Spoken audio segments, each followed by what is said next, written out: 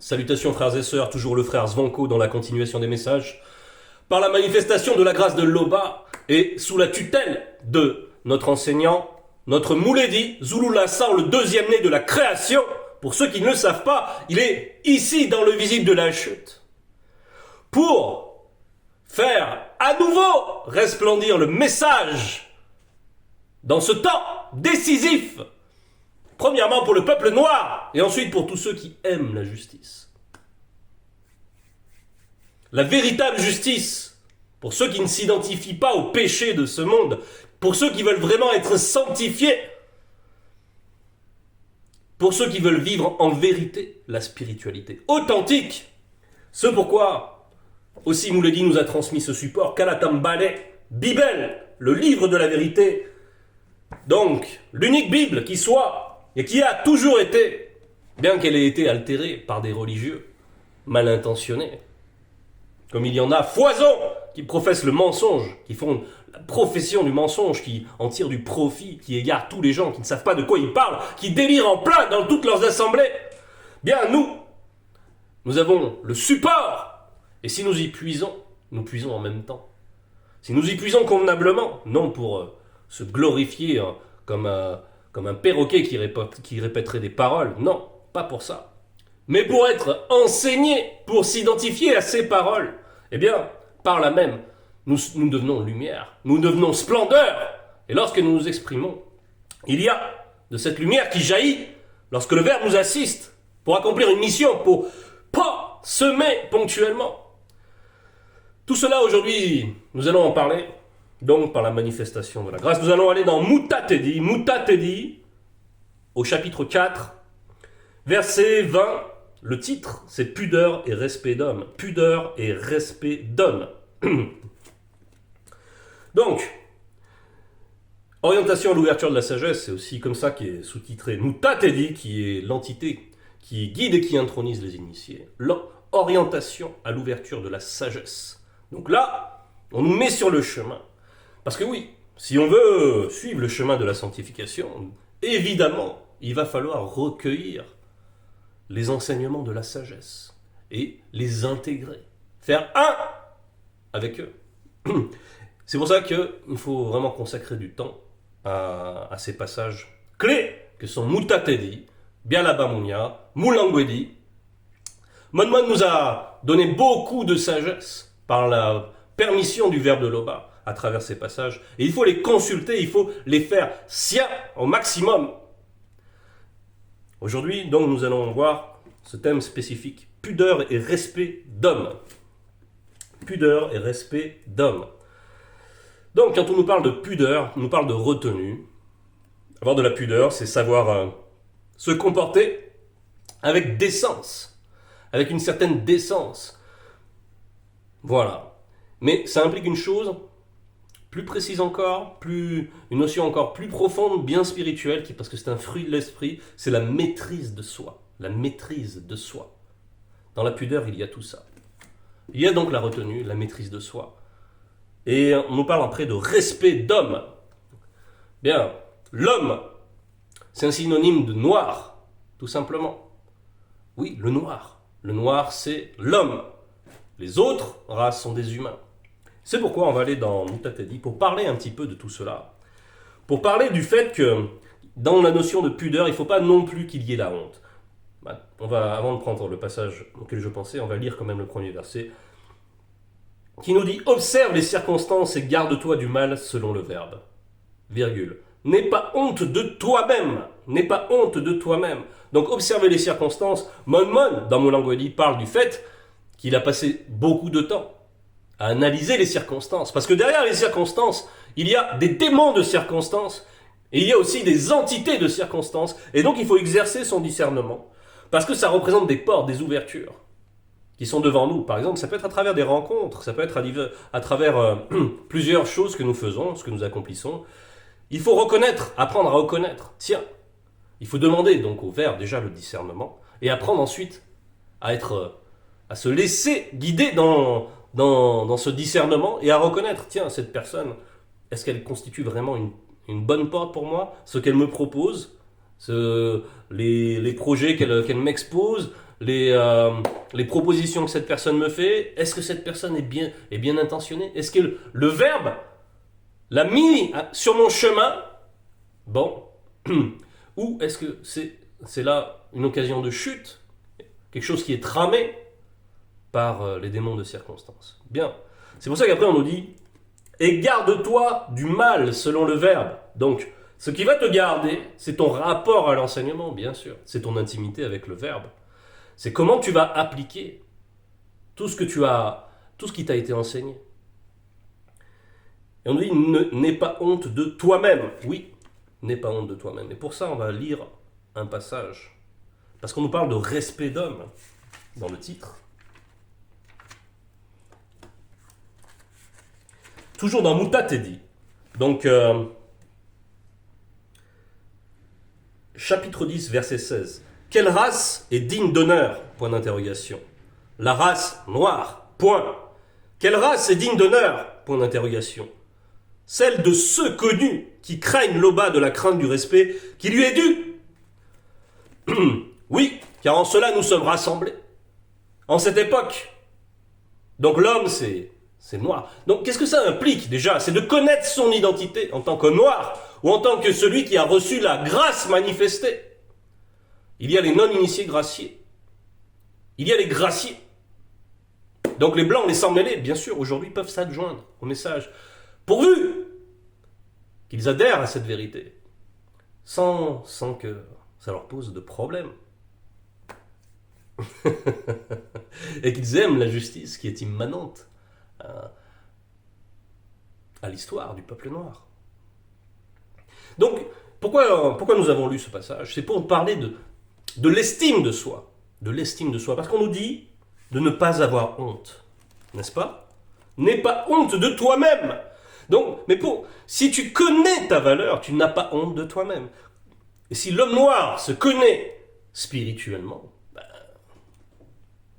c'est ce que Zulula nous donne de faire, c'est de nous connaître nous-mêmes, spirituellement. Et c'est sur cette base que nous ne devons pas avoir honte. On nous dit au verset 21, car la honte est issue du péché. Donc, sur ton parcours, peut-être que tu as eu des occasions de chute, mais ne t'identifie pas à cela. S'il t'est donné de toujours être sur le chemin, c'est qu'il y a une bonne raison. Simplement, attache-toi à qui tu es spirituellement. Attache-toi à l'enseignement. Évite de faire le mal. Écarte-toi du mal. Ne recommence pas à pécher par la même voie qui t'a fait tomber. Et ne t'identifie pas à ce qui t'a fait tomber. Mais identifie-toi à celui qui t'édifie. Identifie-toi à Mouledi, à Zulula, qui est un exemple vivant pour nous.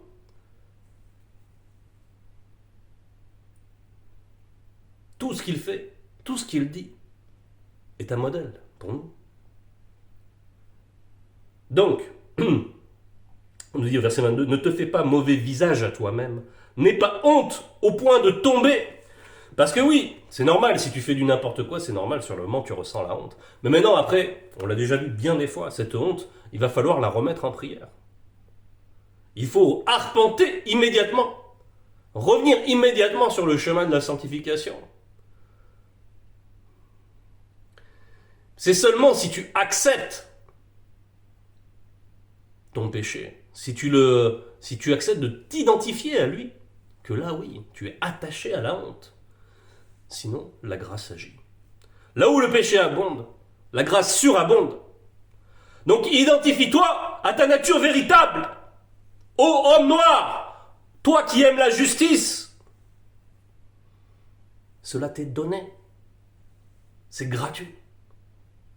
Ce n'est pas comme les JC, le don gratuit, c'est pas l'autorisation de faire n'importe quoi. Non, non, non.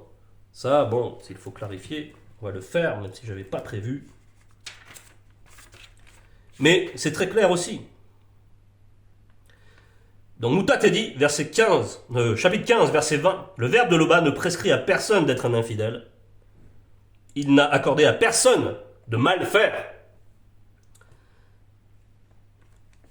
Donc ça, il faut que ce soit limpide. Ça n'a rien à voir avec les assemblées de fous qui pensent qu'ils peuvent continuer à pécher, que tout va tout va bien aller parce que JC va les purifier, et que, voilà, pourvu qu'ils aillent au culte, ils peuvent dormir spirituellement. C'est pas un souci. Non, non, nous, ce n'est pas ça. Voilà, il fallait bien faire la distinction. Donc on retourne au passage thème. Ne te fais pas un mauvais visage à toi-même. Voilà, si jamais donc il y a eu un écart, il faut vite se rétablir, il faut vite se réaxer, il faut vite revenir à l'ouverture, l'orientation, à l'ouverture de la sagesse. Il faut vite revenir à cela. Se repositionner, remettre son péché, on va le voir, et avancer à nouveau. Et ne pas s'attarder dans le péché, ne pas s'enliser dans le péché. Ne te fais pas mauvais visage à toi-même, n'aie pas honte au point de tomber. Se faire mauvais visage, c'est celui qui quand il va se regarder dans la glace, il va se rappeler son péché, et il va se lamenter, il va s'identifier à cela. Et tant qu'on est comme ça, on est vulnérable. Les démons vont venir, les circonstances vont venir pour nous accabler encore plus. Et sur quoi, sur quelle base on va pouvoir combattre si on s'identifie comme ça au péché? On sera comme déconnecté. Et là, on est gravement en danger. Donc il faut vite passer à un autre état de conscience et laisser le Verbe la transcender. Voilà. Donc, verset 24, au discours, on reconnaîtra verset 23, ne t'interdis pas de parler quand il le faut. Oui, parce que voilà. Si jamais on est dans cet état de honte, ou si on est timide, parce que on nous a pas donné un esprit de timidité. La timidité, c'est une forme de honte. C'est une forme de honte. Et dans cette honte-là, c'est la peur de comment on va être jugé par les autres. C'est ça qui provoque la timidité. C'est comment mes paroles vont être perçues, comment, lorsque les gens vont me regarder, qu'est-ce qu'ils vont penser, etc. Non, tout ça, il faut s'en défaire. Tout ça, ce sont des chaînes. Et le monde occulte, si on peut voir qu'on est faible par là, et utiliser ces leviers-là pour nous influencer, pour nous retarder, pour nous accabler, pour nous distraire de ce qui est essentiel. Donc, on n'a pas reçu un esprit de timidité. Ne t'interdis pas de parler quand il le faut. Il y a un temps pour chaque chose. On a parlé des circonstances au départ. Il y a un temps pour parler. Il y a un temps où toi, qui as conscience de qui tu es, de ton héritage, tu peux être une arme vivante, comme une flèche. À un moment, tu vas avoir une action décisive. Le Verbe passe par toi. Tu deviens une arme vivante. Et cette flèche, elle doit se ficher. Elle a un but. Il faut qu'elle atteigne son but. Donc toi, tu ne dois pas être dans un état qui va empêcher cette action. Non. Il faut que tu aies une relation suffisamment intime avec le Verbe pour avoir conscience de ta valeur. C'est le support. Si tu n'as pas conscience de ta valeur, si tu n'as pas cette fierté, c'est une fierté, c'est la dignité, savoir. On nous parle d'honneur. Au départ, j'ai donné un passage qui nous parlait de l'honneur qui revient à l'homme noir, qui revient à celui qui suit l'enseignement. Donc, sois conscient. Cet honneur, c'est un vêtement en même temps. C'est le vêtement de la sanctification. Et donc, quand tu vas parler de manière décisive en ce qui concerne ce qui est juste, ce qui est bon, ce qui est vrai, eh bien, n'aie pas honte. Au contraire, manifeste l'assurance. L'assurance. Car tu as une vie intime avec le Verbe. Car tu n'es pas n'importe qui. Car ton père n'est pas n'importe qui. Ton tété, c'est Loba. Qui sont les gens du quotidien? Il ne s'agit pas de les mépriser, ce n'est pas cela. Mais il y a donc un temps pour chaque chose. Il y a un temps pour se taire et il y a un temps pour parler. Il faut être prompt à écouter. C'est ce qu'on nous dit aussi dans les sommets. Et lent à parler. Mais néanmoins, il ne faut pas louper ces moments-là. C'est très important. S'il faut se tenir disposé à être utile, à être utilisé par le Verbe. Être conscient qu'on peut être un avatar pour le Verbe.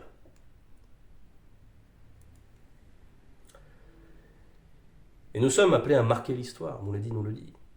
Donc, parfois il faut marquer certaines personnes. Mouledi marque tous ceux qui l'écoutent. C'est normal.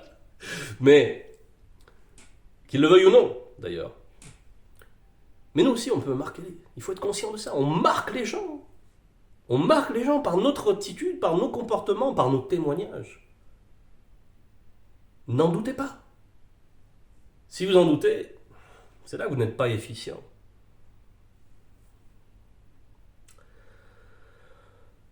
Alors, au discours, on reconnaîtra la sagesse, l'instruction aux paroles de la bouche. Au discours, on reconnaîtra la sagesse, l'instruction aux paroles de la bouche. Et nous avons reçu beaucoup de connaissances. On nous parle de l'instruction. On a été grandement instruits sur tellement de sujets. Sur tellement de sujets. On connaît la nature intime des choses dans beaucoup d'aspects du visible. Et on est même enseigné sur les choses de l'invisible. Les gens sont dans l'ignorance de ce qu'il y a après. Ils sont dans l'ignorance, ils croient les thèses complètement farfelues des pseudo-scientifiques qui pullulent. Et ils croient que la Lune est éclairée par le Soleil, par exemple. Alors qu'il suffit de se poser quelques instants. Mouledi a ôté le voile de nos yeux. Maintenant, ça apparaît clairement. Les gens ont besoin, pour certains, d'être éclairés. Nous devons être utiles. Nous devons être des ouvriers. Donc, soyons conscients que lorsqu'on va parler, notre discours, les idées vont tellement détonner par rapport à celles que le monde occulte inculque par la matrice, par les médias, par toute cette instruction. On va tellement... Ça va flasher. Ça va flasher. Maintenant, il faut dévoiler aussi avec mesure, avec sagesse, de manière à propos, etc. Avec la douceur parfois, avec la fermeté, lorsque on est face à quelqu'un qui manifeste l'orgueil. Tout cela, le Verbe nous l'enseigne avec précision. Soyons conscients de ce qui est à nous. Et ça, c'est... Avec cette conscience-là aussi, c'est une force. C'est ce qui doit nous donner aussi de l'assurance, cette connaissance. Et après on nous dit, ne parle pas contre la vérité, sois confus de ton ignorance. Ne parle pas contre la vérité, sois confus de ton ignorance. Bon, ne parle pas contre la vérité, c'est déjà de ne pas déformer les propos du Mouledi, c'est de ne pas déformer l'enseignement quand on le présente. Ça, c'est très important. Il faut prendre des précautions. Si on a un souvenir plutôt vague, il faut prendre des précautions. Dire, je vérifierai par ailleurs, mais j'ai le souvenir de ça. Ou dire, en substance, voilà ce que j'ai compris, etc. Enfin, il faut prendre des précautions si on n'a pas un souvenir exact. C'est important. Et c'est aussi ne pas dire du n'importe quoi. C'est aussi de faire attention de ne pas ouvrir de portes avec des vieilles conceptions, comme on peut en voir lorsque, par exemple, une personne dit que il va tenir des propos tels qu'ils sont dits là dans Mutatadi.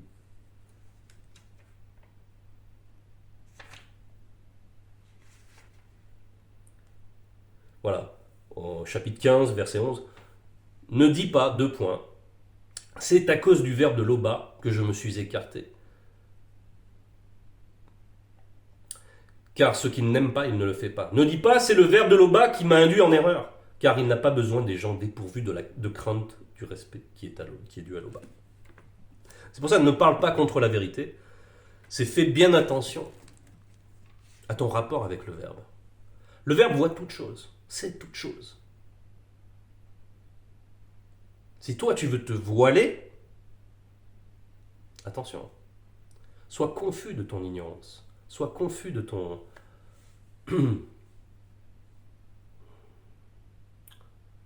de ton manque de la crainte du respect qui est dû à Loba. Derrière, c'est cela qui se joue. Donc, voilà. Il faut avoir la crainte du respect. Qui dit, la crainte du respect, c'est aussi une forme de pudeur, finalement. Par certains aspects.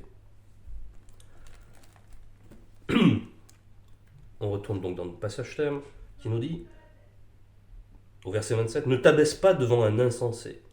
Non, pardon, verset 26. N'aie pas honte d'avouer tes péchés. Ne prétends pas t'opposer au cours d'un fleuve.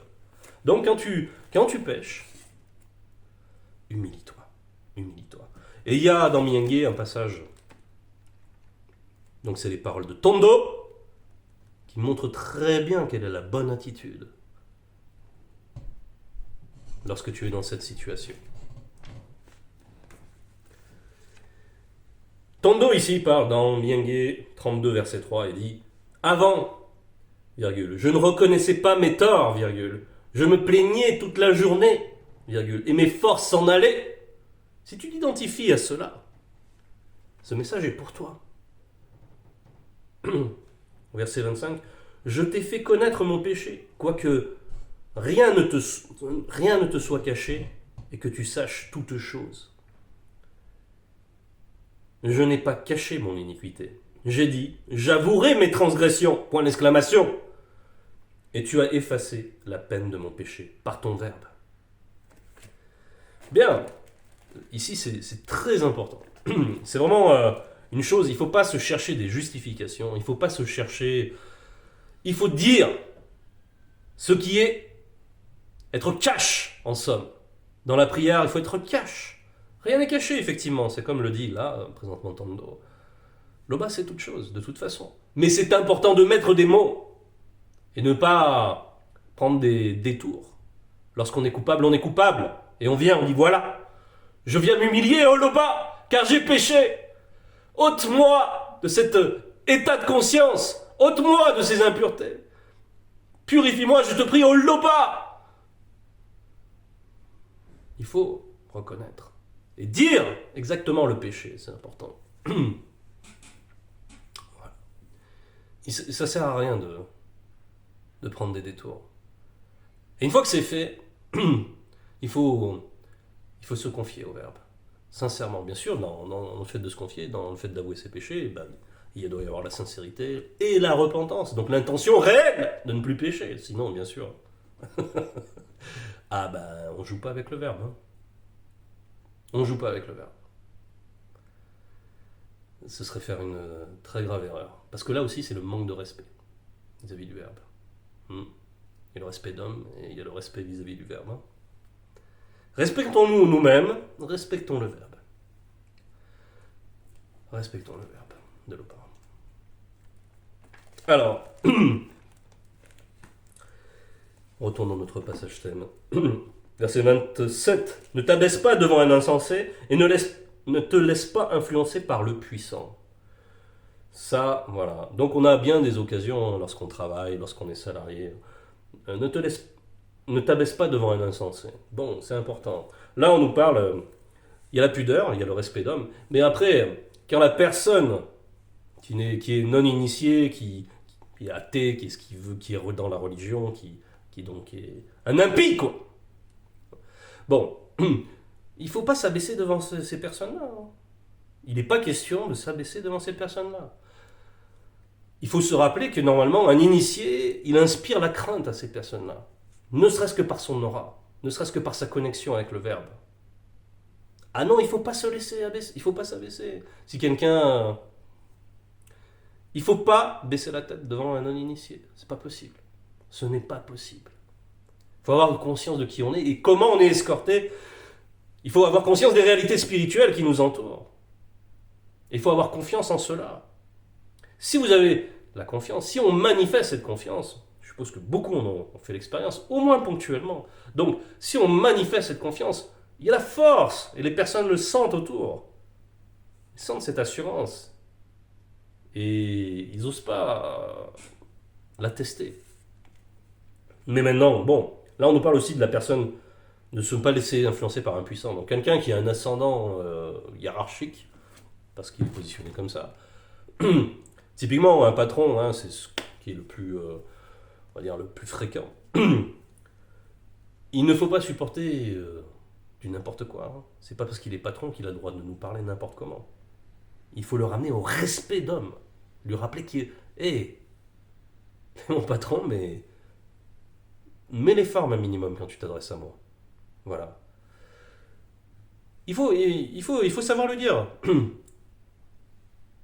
Et des fois, il faut savoir lui faire miroir aussi. Quand il parle sec, eh bien, je lui parle sec aussi.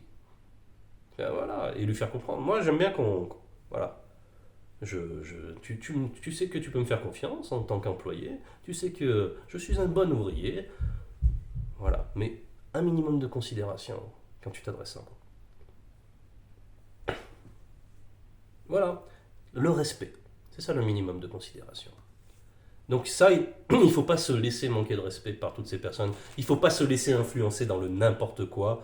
Parce que, par exemple, le patron, il va faire une blague. Ça arrive très fréquemment, ça. Hein, il veut que tout le monde rie à sa blague.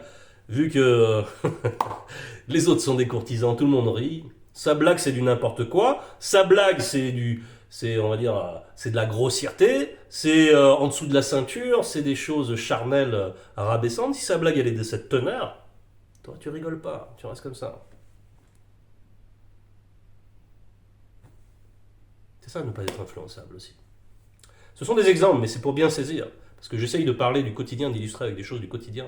Mais ce sont des choses importantes à vivre réellement. À vivre la spiritualité, c'est dans le quotidien aussi. Donc soyons attentifs. C'est pour ça qu'il faut bien prier, pour être bien connecté, pour bien discerner les circonstances, c'est ce qu'on a vu au début, et pour avoir le bon comportement. Et à partir de là, beaucoup de choses se mettent en place spirituellement. Nous progressons, nous gagnons en force, nous marchons avec plus d'assurance. C'est aussi ça le chemin de la sanctification. Donc il ne faut pas mésestimer toutes ces petites choses. Verset 28, jusqu'à la mort, lutte pour la vérité, et Mounima Beko Kisedi combattra pour toi.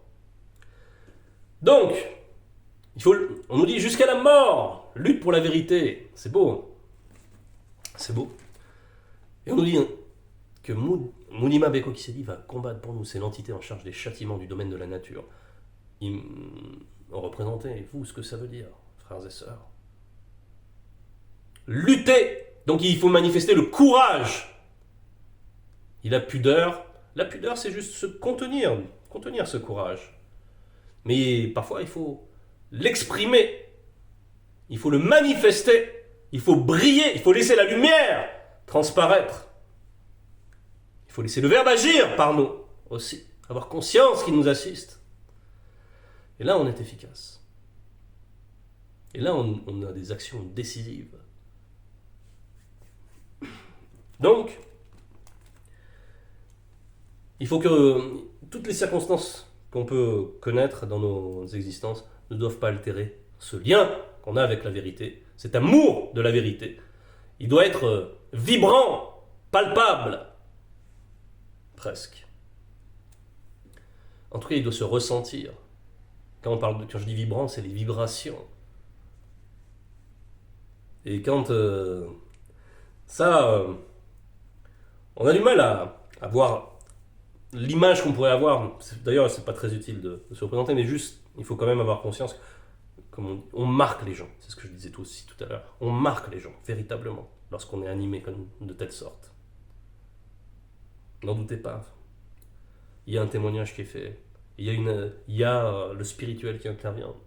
Donc ce n'est pas vain. Au contraire. C'est tout ce qui a du sel. C'est tout ce qui a du sens. Courage, frères et sœurs. Donc, verset 29, ne sois pas peureux pour parler de la vérité, ni paresseux et négligent pour agir. Donc, ne sois pas peureux pour parler de la vérité, c'est ce que nous avons dit. Ne sois pas paresseux et négligent. Consulte Bibel. Replonge-toi dans les enseignements, relis tes notes. Fais en sorte d'être imprégné de la connaissance, d'être imprégné spirituellement. Prie. Donc, sois actif, sois en état de veille spirituelle, sois prêt à tout moment à être utilisé, comme on le disait. Verset 30, ne sois pas comme un lion pour ta famille et un faiblard pour les non-initiés, ni devant les blancs et les sans-mêlés. Oui, parce que ça, bon, il y a un dicton qui dit fort avec les faibles, faible avec les forts. Ça c'est dicton dit, mais grosso modo, c'est pas que la famille soit faible, mais ce sont des proches. Si c'est une proche, ma femme, mon fils, faire le cador, hein, faire l'homme, le macho, à la maison, et après, quand on sort, il y a un voisin un peu costaud qui parle fort, on s'écrase, mais ça rime à quoi? Il faut pas être comme ça. Il faut être intègre. Intègre, ça veut dire qu'on ne doit pas avoir une face pour l'extérieur, une face pour chez soi. Parce que sinon, ça ressemble à quoi? À de la duplicité et à de la lâcheté. Donc, non, ce n'est pas ainsi. Il faut vivre la paix au maximum partout. Toujours partout quand c'est possible. Mais on ne peut pas véritablement être en paix avec des insensés. Il n'y a pas le partage de la paix en tout cas. On peut faire en sorte qu'ils ne nuisent pas, qu'ils nous nuisent pas. C'est déjà une forme de paix, mais c'est juste une tranquillité.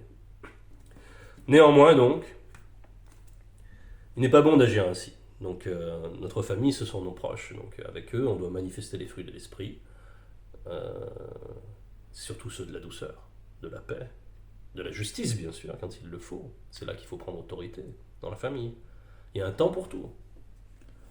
S'il y a un problème qui touche à la justice, qui touche à l'obéissance au verbe, nous sommes gardiens de ces choses-là, surtout en tant qu'hommes. C'est notre fonction première, même si la femme, bien sûr, peut intervenir aussi dans ce sens. Hein. Voilà. Donc là, il faut prendre autorité lorsqu'il y a un problème par rapport à ça. Le reste du temps, il faut profiter. L'Aubin nous donne d'être heureux dans ce cadre-là. Et à l'extérieur, donc, vous l'aurez compris, il s'agit de ne pas se laisser influencer, de ne pas être impressionné par qui sont-ils? Par les hommes, ceux qui se disent hommes, par les humains. Qui sont-ils? Ce ne sont que des figurants, ils ne sont pas connus.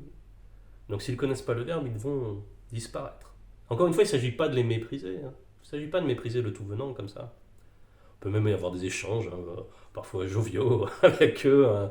Juste, la bonne humeur. Et voilà, la personne manifeste la bonne humeur, on est content, c'est pas souvent. Alors on est content, et voilà, on a juste un échange positif. C'est bien. Rien n'empêche ça. Hein. On est libre aussi. Hein. Certes, il faut être en garde, certes, il faut être en veille, mais on est aussi libre. Voilà, il faut équilibrer les choses, il faut demander le discernement dans toute chose. Et tout faire avec sagesse. Verset 31, que ta main ne soit pas ouverte pour prendre et fermée quand il s'agit de rendre. Bon, ça c'est la base. Quand on parle de la main, bien sûr, on pense plus aux choses concrètes, mais c'est aussi valable pour la connaissance. La connaissance, on est abreuvé, on a plein de choses, et lorsqu'il s'agit de, de la faire valoir, par exemple, tout simplement, se dire ah non, de toute façon moi je m'occupe que de ma sanctification, alors qu'on a eu l'opportunité peut-être d'avoir une action décisive par l'extérieur, de retenir cette connaissance, ben, c'est dommage. C'est dommage, on ne laisse pas s'écouler le flux, on ne laisse pas le fleuve s'écouler en nous, la puissance du verbe et prolonger l'action. Bon, ça c'est une chose, c'est une facette des choses, je voulais plus aborder cette facette-là, mais bien sûr, c'est la base, hein, ce qui est que ta main ne soit pas ouverte pour prendre et fermer quand il s'agit de rendre. Il y a la justice, hein. Le fait de rendre, ouais, bon. Le fait de rendre, c'est ne pas avoir deux poids, deux mesures.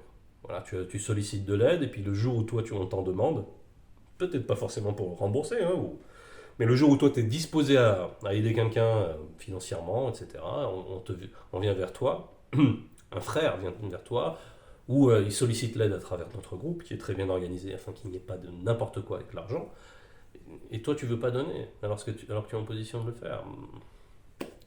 C'est vraiment très dangereux de jouer avec ça. Parce que celui qui ne fait pas miséricorde, il n'obtient pas miséricorde. Hein. C'est la loi. Voilà. En substance. Frères, sœurs, c'était le message par la manifestation de la grâce de l'Aubin. Toute gloire est à lui.